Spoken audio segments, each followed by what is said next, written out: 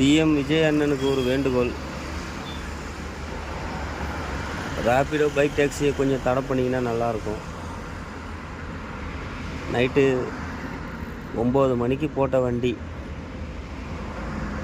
காலையில் இப்போது 4:30 மணி ஆகுது. இப்போ வரைக்கும் ஒரு சவாரி கூட போகல.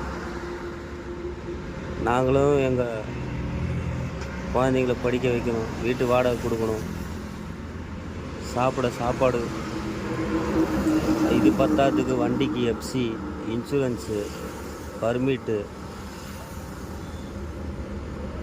பொல்யூஷன் சர்டிஃபிகேட்டு, லைசன்ஸ் ரினியூவலு எல்லாமே இருக்குது. இப்போ வரைக்கும் ஒரு 100 ரூபா சவாரி கூட வரல. ரேப்பிடோ, ஓலா, ஊபர்னு அவ்வளோ ஆப் இருக்குது. எல்லாமே மட்டமான ரேட்டு போடுறாங்க. அதனால் அண்ணன் விஜய் அவர்கள், நமது தமிழ்நாட்டின் முதலமைச்சர் அவர்கள் ஆட்டோக்காரங்களையும் ஒரு பொருட்டாக மதித்து எங்களோட கோரிக்கைகளை நிறைவேற்றணும்னு தாழ்மையுடன் கேட்டுக்கொள்கிறேன். சின்ன பசங்க வீடியோ போட்டால் பஸ்ஸு போகுது, ஏரியா சுத்தமாகுது. அந்த மாதிரி ஆட்டோக்காரன் நான் ஒரு வீடியோ போட்டிருக்கேன். முடிஞ்சால் உங்களால் செய்கிற உதவியாக நினச்சி எங்களுக்கு